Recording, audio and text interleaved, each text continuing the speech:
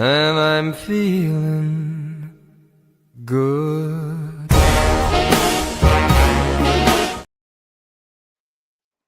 Hello, hello, hello. It's Tanika of Love Inspired Teach E. It's been a minute. This is the LITE Firestarters podcast that happens every other Tuesday. And podcast is about spicy topics related to lifestyle and wellness. And I ended up taking the month of September off from the podcast as well. Had decided to do a social media hiatus for 30 days as part of the great, I don't remember what it's called, like the great live up or something. I think it's the other trend or movement is called like hard 75, but basically the whole concept is about ending your year strong and having a very strong final quarter. So the interesting thing is that social media hiatus got extended for another 30 days for me. But I am easing my way back into podcasting. And what I'm really excited to share is two things for you. Two exciting things, one of which being that we have a special podcast at the end of this month. We have a guest for the October in 2 weeks. What date is going to be the next podcast? I should know these things off the top of my head. I thought I was right. Never second guess yourself. October 28th is the next podcast. It's going to be featuring Bill, who is the author of an amazing book, but our conversation was just to share knowledge. It wasn't focused on his book, even though he's an author, but it is a special podcast that'll be at the end of the month. So that's my number one announcement. The second is actually what I wanted to talk about more today, since it's near and dear to my heart. It is Breast Cancer Awareness Month. So when I talk about lifestyle, I think having a healthy lifestyle has been a constant theme on the podcast, and the topic of cancer, I'm going to put it in the spicy topic category just because, first of all, talking about breasts is like, I've gotten very comfortable with it, but I'm comfortable with a lot of things that I've realized not as many people are comfortable talking about. But Breast Cancer Awareness Month, as you may or may not know, is now near and dear to my heart. And in fact, I am fundraising, or supposed to be fundraising. I have not been on my A game. Um, so yeah. Uh, for my cancer journey, which I have been sharing, I had 3 surgeries related to my breast cancer, and we thought it was only going to be one. And so those have been posted about. But since my last surgery, which has been over a month ago, I've been reluctant to look and see how long it's been. I've had issues with my wound healing. So with my wound not healing, I literally have gone to my doctor minimum once. It was minimum twice a week, but then we finally cut down to once a week. And the good news is I had a doctor's appointment this morning, and the last of my stitches are out, and I should be healing. I should, like, the wound should be fully closed, but my doctor did not give me permission to start radiology yet. That's my next step. I thankfully don't have to do chemo. So I have been distracted from my fundraising, and on Saturday is a cancer walk. I don't think this one is specifically for breast cancer. It's the American Cancer Society, but obviously we are in October, which is Breast Cancer Awareness Month. So I am on the team for Amelia's Pink Squad. A friend of mine who actually took me to and picked me up from one of my surgeries invited me to join a team because it was not in my wheelhouse to go ahead and coordinate a team. Like, clearly haven't even been doing the greatest job fundraising. The idea of coordinating team, I have been solely focused on how do I heal from this, and what do I learn about myself as a result of being blessed with cancer. Because I have to take the stance that everything happens for a reason. I choose to take the stance that everything happens for a reason, and that, you know, there's a greater purpose at work. And so with my healing journey, I went to an event hosted by Elephant and Tea. It's the group is called Elephant and Tea. They teach you how to do mindfulness journaling. And I heard about the event through one of my friends who is a cancer survivor. She found out she had cancer, and I should ask her to come on the show. I don't know why I haven't thought about that. Maybe I did, and the thought flew away. It happens. But she's a cancer survivor. I believe she has metastatic cancer. She's had more surgeries than I have. And so it just, when you think of the things that people go through and that they come on the other side of, and they're so much stronger, and you don't know most of these people's stories. That's the crazy thing. You know, they should be a source of inspiration to you. So she was a source of inspiration to me to attend Elephant and Tea. Elephant and Tea is an organization that helps people who are survivors of cancer. So I consider myself a survivor, even though I'm still in treatment, because that's just the best way for me to frame it, because I've already claimed it. That's what it is.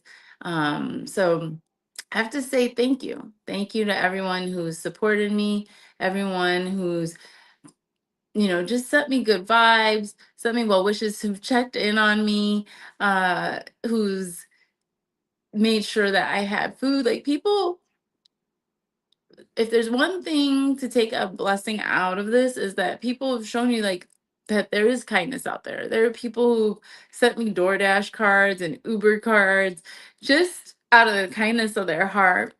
Um, and people that are in my life that have that I wasn't expecting it of them. I was so appreciative, and you know, I'm more the type of person where, and probably other people can relate to this, where I want to do everything on my own. I'm very independent. I don't like to accept help, and a lot of that has to do with being fearful that if I accept someone's help, it's going to come back on me in some way or another.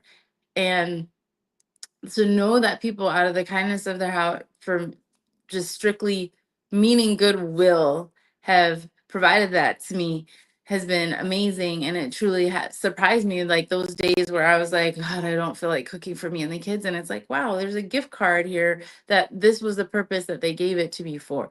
Or you know, like, hey, we can do Uber Eats today because someone blessed us with this. So when it comes to breast cancer, I have learned, it's been another one of those reminders to lean on my village, and that's okay. And also, one of the things I was talking to, they have like an oncology therapy team that you can reach out to, but I was talking to the one of the team members there, and I was telling them that if there's anything that this year overall has taught me, and I think that the cancer was a manifestation of, is there's certain things in your life that you've got to let go of, because cancer thrives um, in its inflammation that stress causes. It thrives in stressful environments. So really, with it being Breast Cancer Awareness Month, I really wanted to just hop on here, uh, do like a mini intro, ease back into the whole podcasting deal, but really talk about how, you know, when difficult things happen in your life, you've got to find the silver lining. You've got to really evaluate what you need and what you don't need in your life. And having boundaries, or having a clear picture of what your goals are, is okay and really important, and to be encouraged. So, with that in mind, like I said, at the end of this week on Saturday, October 18th, it's the Making Strides walk. And it starts at, I I'm going straight off of memory, guys. It starts at Soldier Field. You can still register for it. Signing up is free. You don't have to pay. You don't have to have a team. Like, you can just walk. You know, there's people I've talked to and said, "Hey, I'd love for you to join me on this walk. In if you want to donate, great. But if not, not a big deal." And just the shift in, when you think about all these years of how much October's more been associated with Halloween, right? Like you think more of getting your costumes, getting dressed up, and then as the support, and I don't know who the organizers were for Breast Cancer Awareness Month, but I think most people are aware, at least in America, that pink ribbon October is Breast Cancer Awareness Month. You see, like in the NFL, they have their pink uniforms sometimes, or you can buy all this paraphernalia to support breast cancer research. And I started to mention my friend who introduced me to the elephant and the tea, and I've met other people where their cancer is different than mine. I actually have another girlfriend who has been a huge support because she found out. Sorry, guys, I'm like way more emotional today. I don't know why. But we're going through this journey. We both found out in our left breast we were stage 1 cancer, and her journey's been so different than mine. She chose to do mastectomy. She chose mastectomy, her type of cancer, even though I can't remember with breast cancer, if you've watched before, I've told you like there's this thing called ER positive, PR positive, HER2. These are all different markers. And her markers basically require that she had to have chemo. So she's in that treatment. And then I didn't get the update on if she has to have radiology as well, because sometimes you can have just chemo, sometimes you have to have chemo and radiology, and that has a lot to do with what stage of breast cancer you're on. And luckily for me, like I said, stage 1, and I'm just doing radiology. I don't have to do chemo. And my son's very happy to hear I will not lose my hair. That is still his consistent question is, Mommy, are you going to lose your hair? So originally today was supposed to be that podcast that I'm telling you guys to tune in for on October 28th. But with it being Breast Cancer Awareness Month and just the way the days fell, the first podcast for this month was in the middle of the month. And I wanted to really put a focus on that because that has become my everyday reality. It's part of my journey. And I did not expect for this just healing after surgery to take this long. And I had reached the point in healing with my doctor, my surgeon, where it was just like, I don't even want to discuss other options. I don't care what it's going to look like when it's all said and done. I just need the wound to heal. We're going to leave it alone after that. We're going to move on to the next step. But I also know that, part of it was me just being tired of changing the bandages. And I don't even think I was bothered by the bandage so much. I was going back every other week and getting more stitches added and more stitches added. And to the point where my surgeon and I had kind of agreed, we were like, is there a point where you can't add any more stitches? And it wasn't working. And last week when I went to see her, she did end up taking stitches out, which is what I thought we were going to do. But the discussion was maybe we need to put a vacuum healing apparatus in your wound to help it close. I was like, what? I think it's getting better. Why do we have to do that? They're like, yeah, you have to carry on a battery pack with you and all these things. And thank God, she looked at it. She's like, yeah, it's going in the right direction. It's going slowly, but we're not going to go down that path. And again, for me, it was just one of those things where I'm like, oh, I had totally taken this attitude of like, I've got this stage 1, they caught it early, I'm good, no problem. We're just gonna own it and it'll be fine. But as the weeks go by and you're longer in the treatment, it's not quite the same. So what do you do to support yourself? You get yourself a strong circle, you lean into your village, and that mindfulness workshop hosted by Elephant and Tea was really helpful because they give you these prompts to help you aid you in your writing and processing everything, those emotions that you're going through. And you really got to find your own rhythm. The other thing I'd like to share about this breast cancer journey is that the people I've met, everyone I've met since I got my diagnosis, whenever I share my diagnosis, people are so supportive and just for something so negative, it's something you normally want to keep to yourself. You don't want to tell other people because you feel. I've even talked with other people I know who have breast cancer that didn't want to share their diagnosis because they felt like people were going to treat them differently or just kind of like leave them to their own space and world. And maybe people have done that to me and I just haven't noticed it, because I've just been focused on healing and my health and just trying to keep that at the forefront among the other things. So if you know me, if you follow me, if you've heard, this year's been a doozy. So we're not going to go through the list of them. This is just about the breast cancer. But what I will say is that the people who are genuine and care, like, they gave me renewed faith that things will be okay. And honestly, the few past couple weeks have been hard for different reasons. Past couple weeks I've had some different changes going on, so it's just been harder. And also, let's face it, the last half of the year, it's the holiday season. So some people love the holidays that are coming up, whether it's Thanksgiving or if you do a Friendsgiving, or maybe you're a person who's into gifts and you celebrate Christmas and Hanukkah, and maybe you do both, maybe even do Kwanzaa. But we also know that there are some people where, one, they're not into the holidays because they just don't celebrate it, they're not religious, or another reason might be that um, they're estranged from their family.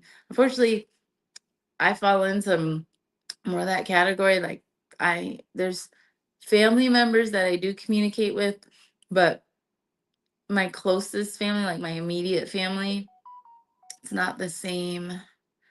And so going into this season, having this diagnosis has been harder. And I only bring that up because this family that I've gotten, these friends, this support circle I've had since I've started my cancer journey has really heightened my appreciation for those of us that truly give from our core, from our heart, that are genuine, and you should hold on to those people and cherish them. So when it comes to breast cancer awareness, the other thing I want to share with you guys is just there is a plethora of resources. So when I first got this diagnosis, like I said, I had a friend who she also got the diagnosis. And one of the things that we found, there was a great website where there's all these different websites. It links you to different websites that will give you resources like sponsoring. You can nominate someone to go on vacation with their family for certain places because they're going through breast cancer treatment. You can nominate someone to, I think it's just like a spa, a massage. There's a ton of different websites and different things that you can go and take advantage of. So just to name a few of them, and honestly, I think, pardon me, a couple of my friends have nominated my family to go and do some of them.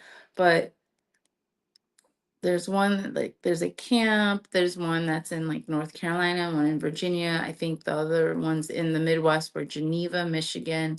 And when I went to the Elephant and the Tea, they also had one that was like for the Northern Stars. Um, that one.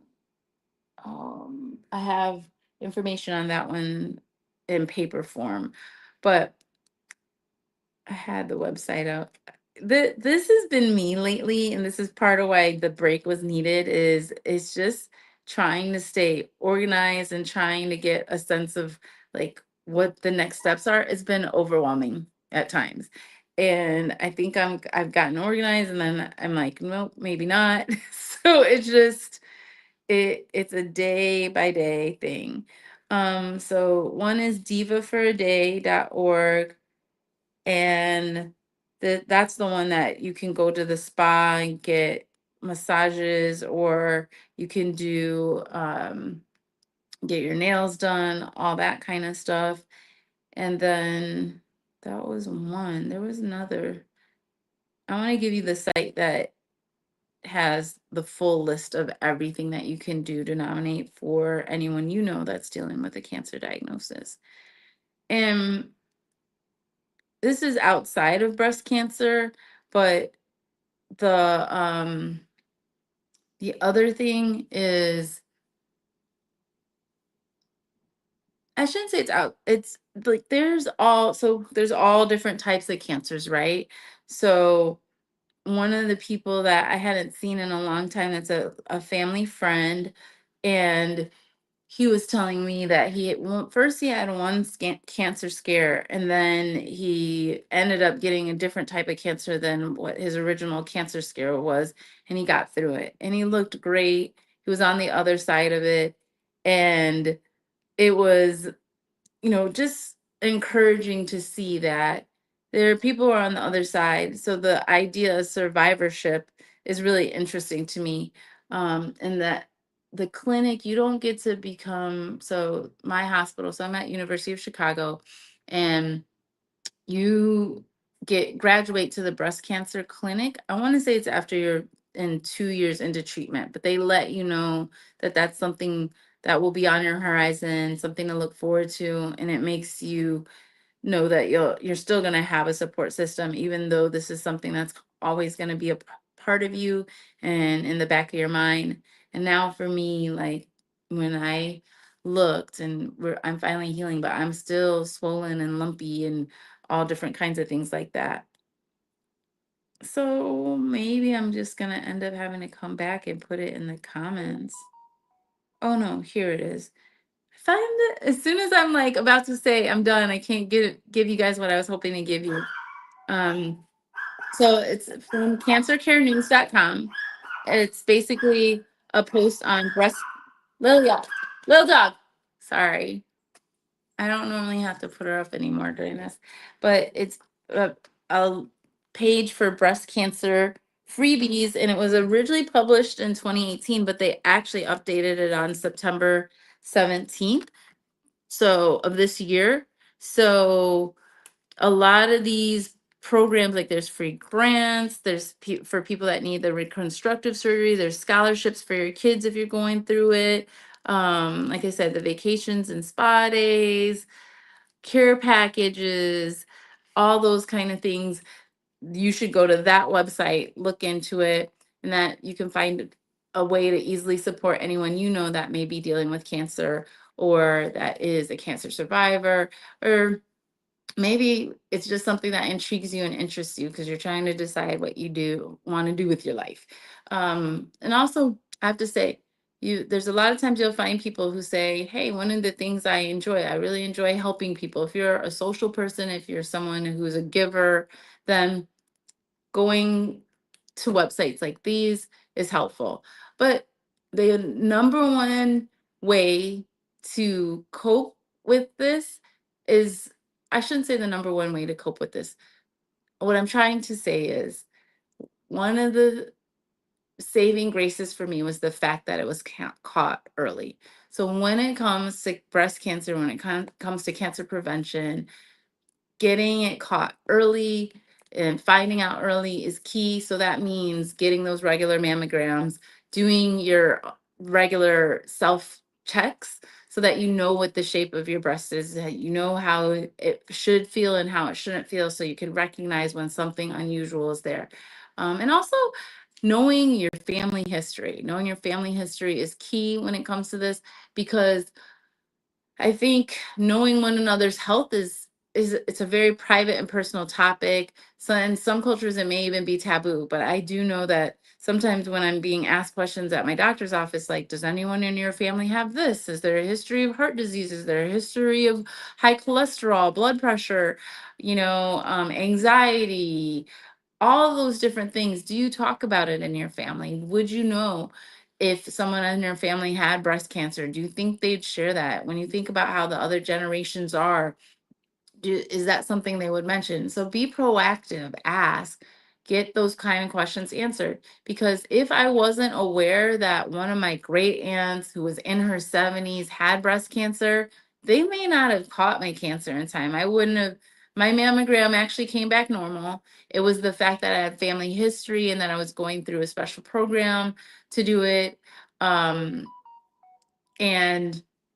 that program was like, well, based on your history, we want to be really extra cautious, and we're going to recommend that you get an MRI. when they did the MRI, it was like, we see something, but we're not sure what it is. And I have dense breasts. This is something I learned. So then they switched to doing ultrasounds.